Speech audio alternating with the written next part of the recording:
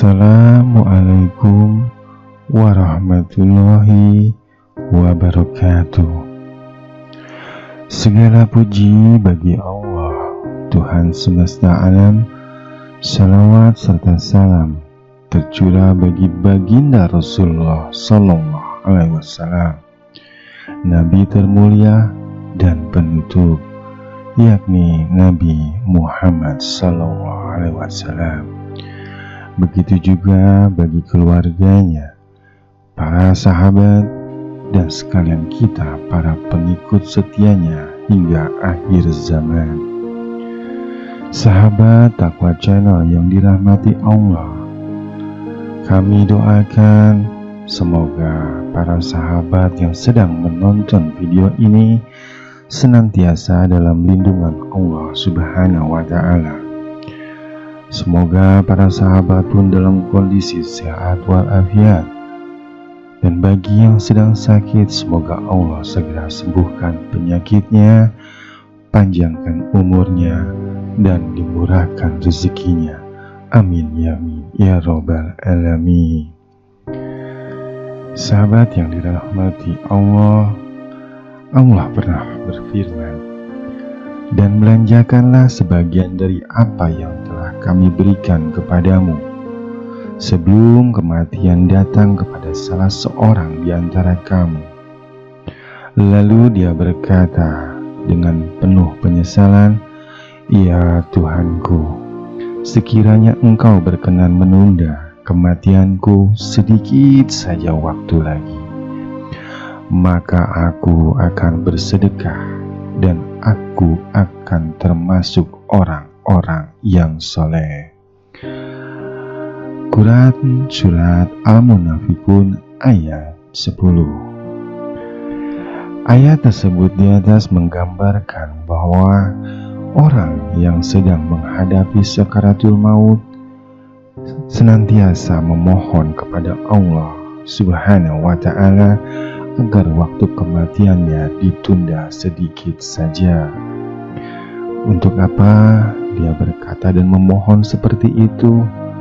Karena dia ingin waktu kematiannya ditangguhkan bukan untuk mengerjakan sholat, atau bukan untuk puasa, dan bukan pula untuk pergi haji, melainkan untuk bersedekah.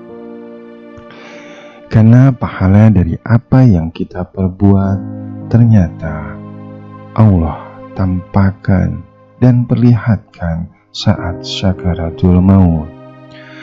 Begitu juga yang dialami oleh seorang sahabat Rasulullah Sallallahu Alaihi Wasallam pada ringkasan kisah di video saat ini. Pada suatu saat Nabi Muhammad Sallallahu Alaihi Wasallam didatangi oleh istri seorang sahabat yang saat itu suaminya baru saja meninggal dunia. Lalu wanita itu terlihat gundah gulana, dan Rasulullah pun menanyakan hal apa yang membuat ia bingung. Dan istri sahabat itu kemudian menceritakan penggalan-penggalan ucapan sang suami di saat sakaratul maut. "Ya Rasulullah," di saat itu ia mengucapkan, "Seandainya lebih panjang, seandainya lebih panjang, seandainya lebih panjang."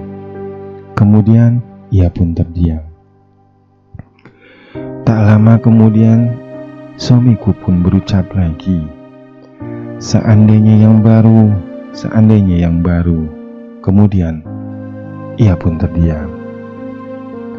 Tak lama suamiku pun berucap lagi, "Seandainya semuanya, seandainya semuanya." Jelas wanita itu. Rasulullah Sallallahu Alaihi Wasallam pun lalu menjelaskan, "Jangan resah, akan aku jelaskan maksud dari kata-kata suamimu," jawab Rasulullah. Dan lalu Rasulullah pun menjelaskannya secara perlahan-lahan kepada wanita tersebut. Yang pertama, saat suamimu mengatakan seandainya lebih panjang, itu bermula saat suamimu pada saat melakukan sholat subuh ke masjid dan ia sedang berjalan menuju ke masjid. Ia mendapati seorang tua yang buta sedang berjalan tertatih-tatih menuju masjid. Melihat orang tua yang buta itu, hati suamimu pun tersentuh. Kemudian dengan sabar suamimu menuntun orang tua itu sampai ke masjid untuk ikut sholat subuh berjamaah. Pahala atau ganjaran dari perbuatan baiknya itu ditampakkan oleh Allah Subhanahu wa Ta'ala di depan matanya saat ia sakaratul maut. Karena begitu indahnya ganjaran itu, maka ia pun berucap, seandainya lebih panjang, seandainya lebih panjang. Maksud dari ucapannya itu adalah seandainya lebih panjang lagi ia menuntun orang tua yang buta itu menuju ke masjid, maka ganjaran yang ia lihat pada saat sakaratul maut tentunya akan lebih indah lagi. Kemudian Rasulullah SAW pun melanjutkan penjelasannya. Untuk yang kedua, suamimu mengucapkan seandainya yang baru. Ia mengucapkan itu karena ia teringat dengan perbuatannya pada suatu hari semasa ia hidup.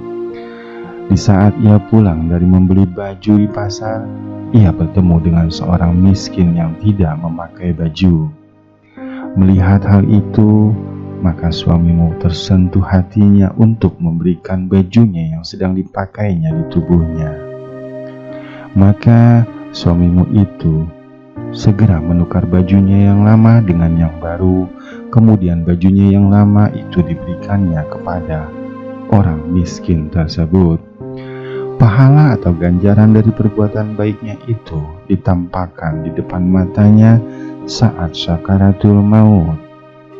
Karena begitu indahnya dengan yang dia lihat, maka ia berucap, seandainya yang baru, seandainya yang baru.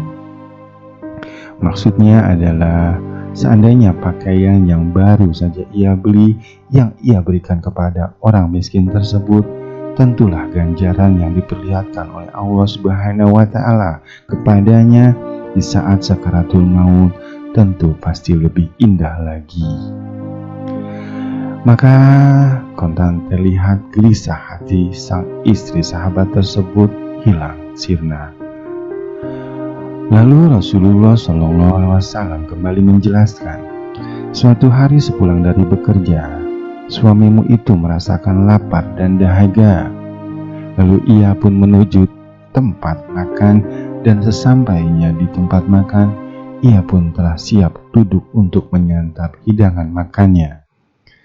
Di saat ia hendak bersiap-siap makan, terlihatlah seorang yang berpakaian lusuh dan wajahnya pun terlihat lesu. Ternyata orang tersebut adalah seorang pengemis yang sedang menahan lapar. Walaupun sebenarnya di saat itu suamimu pun sedang merasakan lapar yang teramat sangat, hanya saja ia merasa iba dengan pengemis tersebut dan akhirnya dibagi dualah makanan yang hendak ia santap itu bersama si pengemis. Pahala atau ganjaran dari perbuatan baiknya itu pun ditampakkan semuanya oleh Allah Subhanahu wa Ta'ala di depan matanya saat ia sakaratul maut.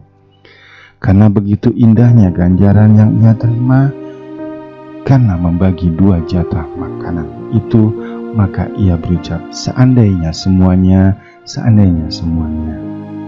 Maksudnya adalah seandainya ia saat itu memberikan semua jatah makanannya kepada pengemis itu, tentulah ganjaran yang diperlihatkan kepadanya di saat sakaratul maut akan lebih indah lagi daripada yang ia lihat. Setelah mendengar penjelasan panjang dari Nabi Muhammad SAW, maka hilanglah semua kegelisahan hati sang istri sahabat. Ia bergembira karena ternyata suaminya banyak mendapatkan kabar gembira di saat menghadapi detik-detik sakaratul maut.